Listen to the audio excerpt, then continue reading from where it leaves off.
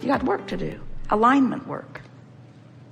It's like with Esther. After all of these years of basking with the energy of Abraham flowing through her, when she let something of a physical nature distract her from the vortex, it feels like the world is coming to an end.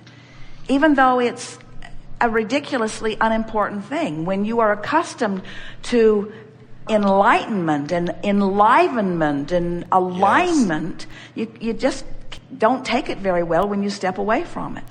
Be nice to yourself and say, this is natural, and of course this doesn't feel good, and I know what to do, and there's nothing that I need to do right this red hot minute, and things are unfolding, and I understand alignment, and I'm mostly there, and things are going very well for me. And in other words, talk to yourself as you think your inner being might be talking to you if you were not so resistant and couldn't hear.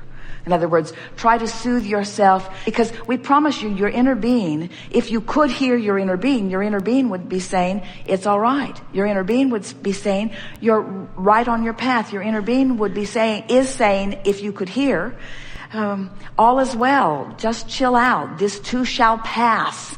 This resistance will lift. It is inevitable that you find your way. It is natural that you do. You've carved out a wonderful path. It's that larger part of you. It's the you that was you before you were in this physical body, who has been expanding every day since. It's the God within you. It's the spirit of your being. It's the soul of you. It's the source of you. Humans want to call it God. It is that bigness that is you, that is big because of what you've been living here. It's that whole of you that adores you for all that you have lived. It's the being who has been the reciprocant of all that you've asked for. It's the benefactor of all of the life that you've been living. It's the fullness of you. It's the furthest, most expansive spiritual part of that which is you. It is the love of you. It is the soul of you. It is the source of you. It is the whole of you. It is who you must be in order to feel joy in any moment. It is your calling. It is your vibrational beingness. It is the reality that is really you. It is the real-time you. It is the furthest most extension of that which is you. It is life force. It is source. And it knows you intimately and adores you completely and appreciates all that you have lived and are living. It is there for you, beaming incessantly, holding itself in this vibrational attitude to make it easy and obvious for you to feel your way to it in order to also enjoy the fullness of that beingness. We spoke the words, and the words make sense, but you've just got some residual resistance that you're in the process of letting go of. And we could speak it to you in some simple terms. You're just trying too hard. You're just trying too hard. You're not quite willing to let it just be the next logical step. You just want to poke at it and push it along a little bit. It's like, all right already.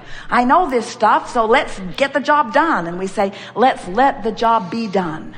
Let's not get the job done. Let's let the job be done. Let's let it be done by the natural laws of the universe. Let's let it be done by the larger part of you. Let's let it be done by law of attraction. Let's let it be done because it's right that it be done. Let's let it be done because it is done. That's the thing that we so want you to hear. It is done. It's only your awareness that you can't see the evidence of the doneness of it that is holding you back. If in your focused life, your physical body is feeling sick, there is a proportionate wellness that is queuing up, coming into focus at the same time. These words, coming into focus, are the words that we most want you to pay attention to as we're moving forward, because this means every time as you're moving through life and exploring and identifying things that could be better, even though you may still be focused upon the problem of what's going wrong, there's a solution that is coming into focus too. A solution that while you don't have access to it while you're focused on the problem, and while you shouldn't have access to it while you're focused on the problem, because step one is an important part of the 3-step equation for creation. Step one is asking, and it requires some poking around in some problematic places in order for the question to occur. In other words, there is a question and an answer, and they are different vibrational frequencies, but they are the byproduct of your exposure to life experience. Can you hear that? When your question comes into focus, so does your answer. And when your problem comes into focus, so does your solution. When your illness comes into focus, so does your wellness. And when your lack of whatever you want comes into focus, so does the abundance of it come into focus. But the question is, where is your vibration? Are you in a place where you can let the solution, the abundance, the wellness, the clarity, the stamina, the vitality, can you right here, right now, let it come into focus? And the answer to that question is, you could if you were not beating the drum of the problem to death. In other words, there is a tendency that you have picked up along your physical trail to poke around at the problem for an inordinate amount of time. And the reason that you do, usually, we watch Esther, even with all that she has heard from us, she sometimes pokes at the problem longer because the problem feels like such a problem that it seems like it's worth the effort of defining where it came from and who is the fault of it. And if she pokes long enough, she can sometimes even come into a somewhat satisfying, while problematic, point of view of justifying why the problem even exists. And what we would like you to realize is that all of that is fine.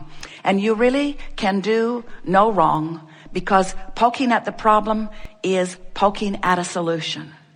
The question we just want to put to you is, you have to make a decision when it is no longer of value to you to grow the problem and the solution. We'll state that better.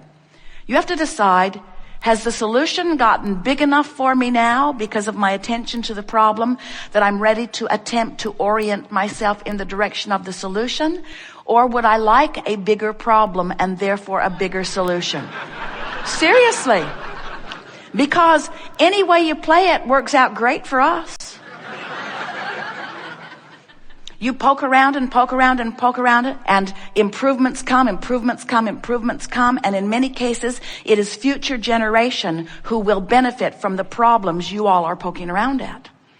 But you sound like you'd like some of the solutions in your time-space reality. You sound as if you would like to reap some of the benefit of your creative endeavor.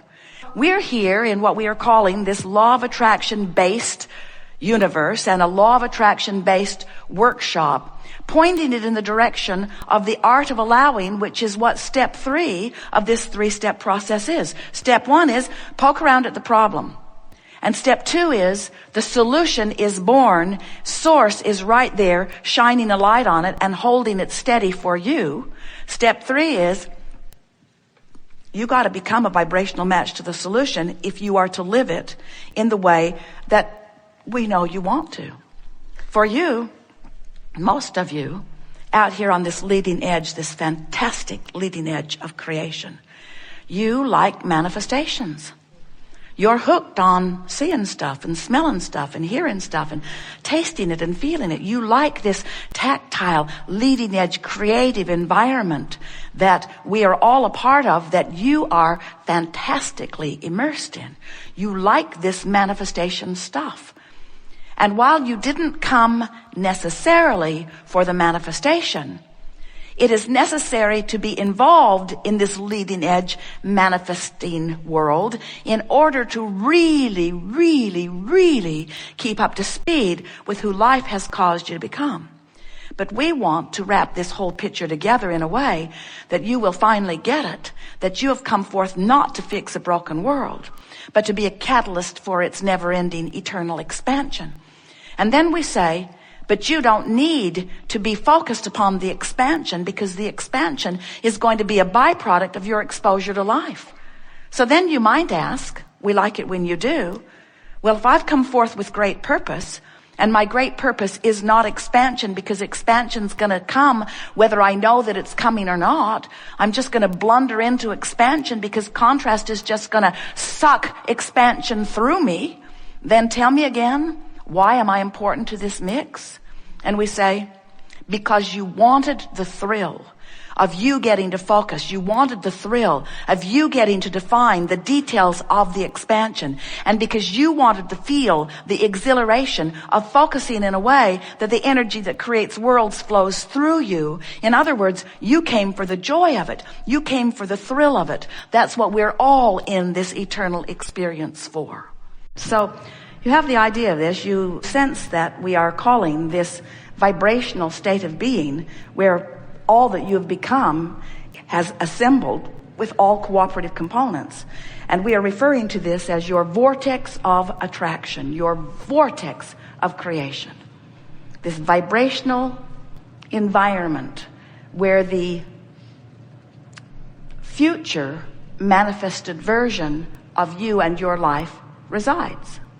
But when we stand in this vortex, knowing that version that you've put there, it's not future for us, because we are vibration, it's vibration, we see it clearly, it's now. It is present tense. What's in your vortex, what you've expanded to, is present tense.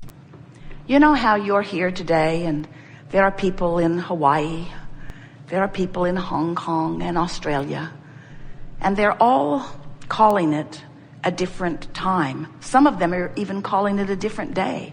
The Australians think it's tomorrow.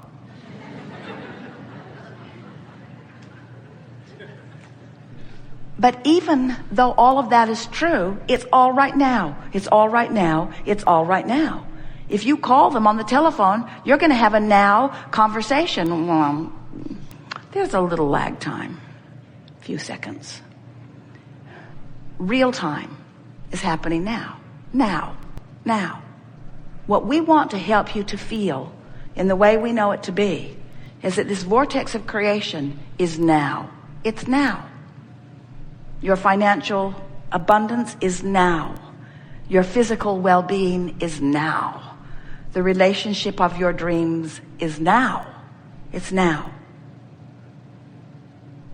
And when you try to find the feeling of that, what does it feel like in my prosperous world? What does it feel like in my vital and healthy body? What does it feel like in my relationship that wraps round me and through me as the two of us expand together? What does that feel like? As you reach for the now feeling of that, then you are present tense too. And we just want you to know, you practice that present tense until it is most dominant. You practice that present tense feeling of relief and exhilaration and adventure. You practice that present tense, real time, vibrational feeling that emanates an emotion of well-being within you. You practice that and make it your own. And those manifestations must become instantaneous, real time too. By law, it must be. It's easier for us because we stand in the vibrational realm. And we have a longer memory also. We know that everything that you see around you that is already manifested was a vibrational creation first. And so vibration has been present tense reality for us for so long that we just don't get it why you ever worry when you've launched a rocket about anything, because it's for sure it's going to happen. It's for sure it's going to happen. But there are so many people that hold themselves in a vibrational tension of unworthiness or unhappiness that they prevent themselves from being the vibrational match to it, so they don't get to be there where the manifestation is. They deprive themselves of their own dramatic and powerful creation. But you are here wanting to be deliberate creators. And we want you to be deliberate creators, because creating by default is no fun at all. Oh, you create. You can't help it. You sift through contrast, you launch rockets, the larger part of you becomes it, and the next version of you born into physical will embody it. In other words, you get to continue to expand. But it was your plan to do it real time. And it was our plan to remind you of that. We have enjoyed this interaction more than words can convey. You are a leading edge crowd in a leading edge time and space, exploring the variety of your life and causing an expansion of the universe.